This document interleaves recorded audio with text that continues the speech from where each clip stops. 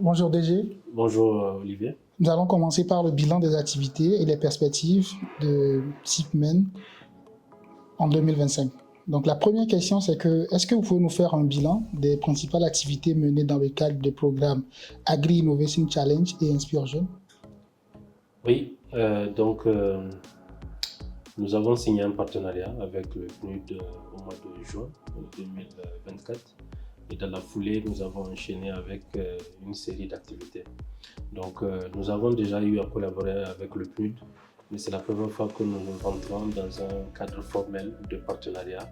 Et l'idée, effectivement, c'était de montrer qu'on était toujours là avec, on va dire, après une année 2023 qui s'est faite un peu à moitié, l'année 2024 qui également en fait avait, on va dire, des séquelles de 2023. Donc il était important que nous marquons le coup avec la reprise des activités. Et ce partenariat-là est venu à point nommé. Et donc ça nous a permis de lancer des activités comme Inspire Jeune et Agri Innovation Challenge. Et parmi ces réalisations, quelle a été la réalisation majeure qui a marqué cette collaboration entre le SIPMEN et le PNUD? Oui, donc on va dire que la réalisation majeure, c'est déjà ces deux premières activités-là. Bien évidemment, on avait un lot d'activités qui étaient dans notre panier, on va dire, mais ces deux-là, on a estimé que c'était les deux qui pouvaient permettre de relancer rapidement, d'exécuter et faire les activités au profit des jeunes entrepreneurs du Niger. Donc avec Inspire Jeune, l'objectif c'était de pouvoir trouver des modèles d'entrepreneurs qui peuvent inspirer la prochaine génération de jeunes porteurs d'idées ou porteurs de projets au Niger.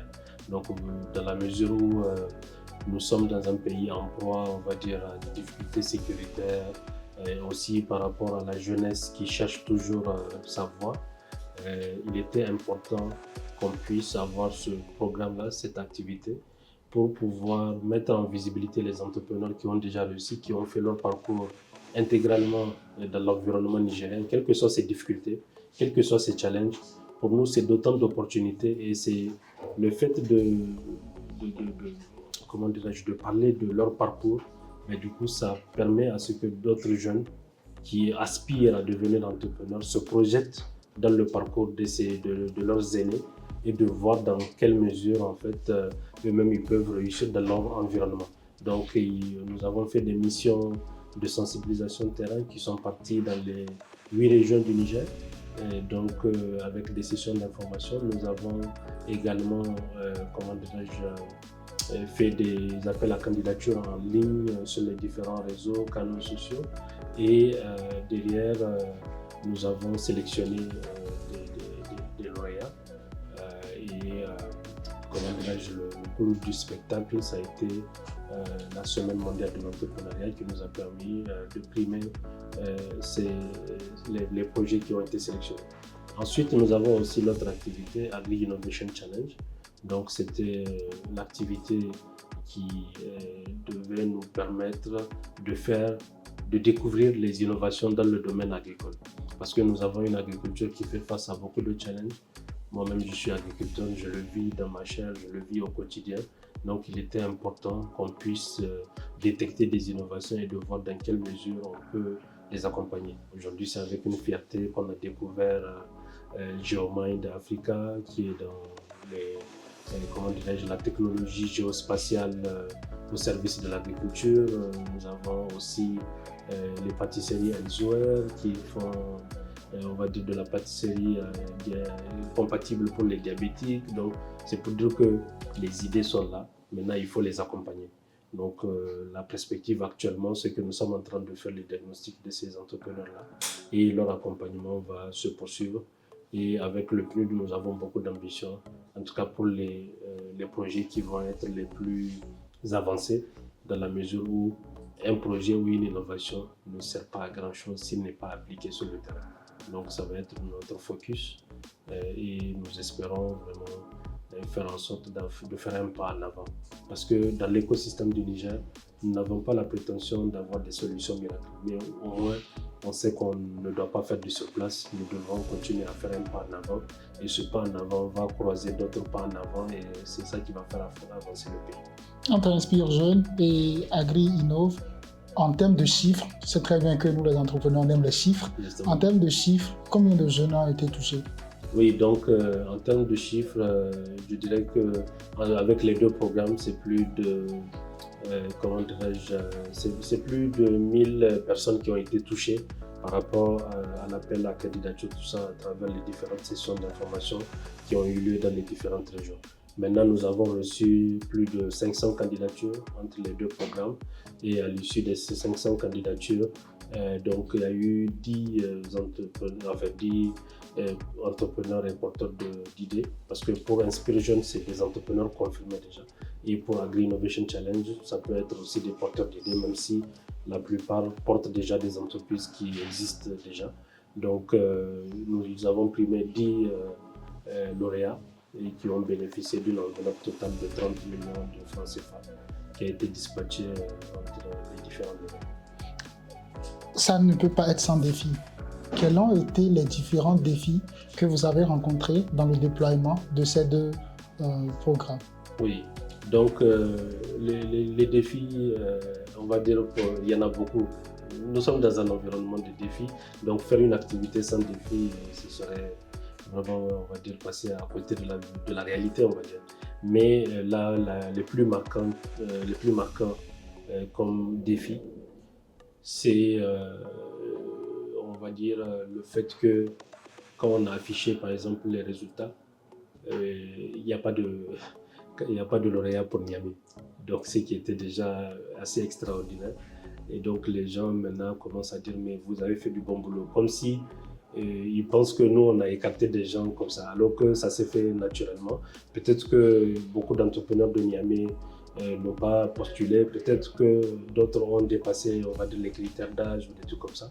Mais en tout cas, on va dire, le défi, c'est celui de la transparence. Ensuite, maintenant, le deuxième défi, c'est essentiellement quand on a affiché maintenant aussi les résultats, les gens ont trouvé que c'était trop peu. Donc 10 lauréats pour 500 candidatures, plus de 1000 personnes touchées, ils ont trouvé que c'était trop peu. Or, moi, ce que je leur dis, c'est que c'est une question d'opportunité. Aujourd'hui, nous avons eu cette opportunité avec le prix pour 30 millions. D'autres opportunités peuvent venir après. Nous sommes un canal pour véhiculer ces opportunités et faire en sorte qu'elles touchent le maximum de jeunes. Donc, chacun, on va dire, le tour de chacun viendra, mais il faut que ceux qui sont primés réussissent pour donner encore plus de courage et, on va dire, de motivation à nos partenaires, à notre État et à nous-mêmes. Parce que nous-mêmes qui accompagnons, on a besoin d'accompagner des gens motivés, on a besoin d'accompagner des gens qui savent là où ils vont. C'est beaucoup plus facile. Et donc, c'est vraiment notre souhait que ceux qui sont financés réussissent pour encore continuer d'inspirer et en même temps aussi permettre à ce que les partenaires amplifient l'impact qui va être créé avec déjà ceux qui sont sélectionnés. Justement, cet impact-là, comment est-ce que vous le mesurez? Comment est-ce qu'on le mesure? Que ce soit au niveau des partenaires, que ce soit au niveau des bénéficiaires, comment est-ce que vous mesurez ces différents impacts? Oui, donc déjà, la mesure de l'impact, c'est déjà le fait de pouvoir accompagner et de voir qu'on a des prototypes solides, on a des modèles économiques solides et derrière, on arrive à faire progresser l'entrepreneur. C'est-à-dire que quand on fait les diagnostics, il y a toujours des indicateurs que nous prenons à leur entrée dans l'accompagnement. Et maintenant, de manière régulière, on essaie de suivre ces indicateurs, la création d'emplois, le chiffre d'affaires, donc les ventes. Et on essaie de voir aussi en termes d'impact social de leur entreprise, comment ils s'en sortent, est-ce qu'ils arrivent à faire travailler beaucoup de personnes. S'il y a des autorisations dont ils ont besoin, on les accompagne aussi pour obtenir ces autorisations. Donc, c'est pour dire qu'à la fin là, de cette période, on va arriver à une étape. Maintenant, une fois qu'on est arrivé à cette étape-là, on va faire le bilan pour essayer de voir est-ce qu'il faut poursuivre même s'il n'y a pas de partenaire derrière. Parce que nous, à partir du moment où un entrepreneur vient nous voir, pour nous, c'est une relation pour la vie. Pour peu que l'entrepreneur reste engagé et motivé et que nous existons toujours. Donc nous estimons que les liens ne doivent pas, comment dirais-je, comme un peu les liens familiaux qui se créent, qui ne doivent plus, on va dire, être détruits. Alors, cette collaboration avec le PNUD, quelles sont les leçons que vous tenez de... Qu'est-ce que vous avez tiré comme leçon en termes d'apprentissage au-delà des gains financiers, justement, les entrepreneurs qui vont fleurir et tout. En tant que SIPMEN, institut d'accompagnement, quelles sont les choses que vous avez appris? Justement. Donc aujourd'hui, d'un point de vue de la communication, nous savons qu'avec le PNUD, vraiment, ils ont une équipe qui essaie de nous accompagner. Après aussi, d'un point de vue financier, la manière de collaborer avec le PNUD, il faut que nos équipes administratives et financières puissent suivre parce que travailler avec les partenaires, c'est la confiance. Et la confiance, en réalité, c'est vraiment de montrer qu'on fait les bonnes dépenses selon le budget qui convient. Donc ça aussi, c'est de l'apprentissage parce que nous avons eu plusieurs partenaires depuis 10 ans. Chaque partenaire a sa manière de travailler, sa manière de fournir les rapports. Donc le fait qu'on s'enrichisse avec les rapports du PNUD, ça nous fait avancer et du coup ça nous donne la perspective de pouvoir travailler avec beaucoup d'autres agences donc comme l'OIM, comme la FAO, qui sont des agences des Nations Unies. Et on va dire que l'autre aspect également, c'est la co-création avec le PNUD, avec l'accélérateur lab du PNUD.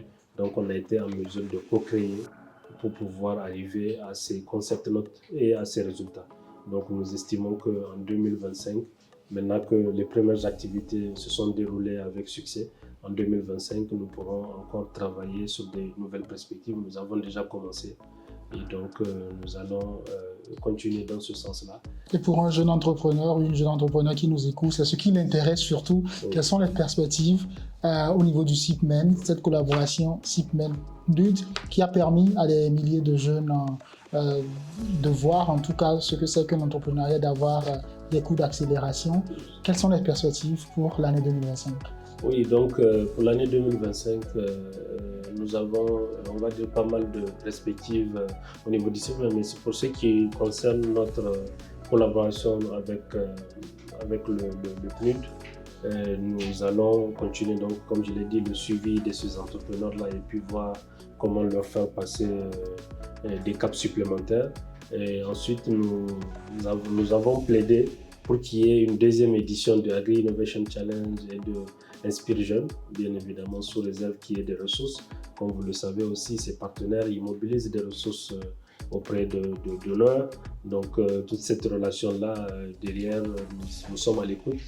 Et aujourd'hui, le PNUD sait de quoi nous sommes capables pour exécuter ces programmes-là et les mettre au profit de l'écosystème. Donc nous allons vraiment travailler dans ce sens-là et bien évidemment, nous envisageons de faire une semaine de l'innovation.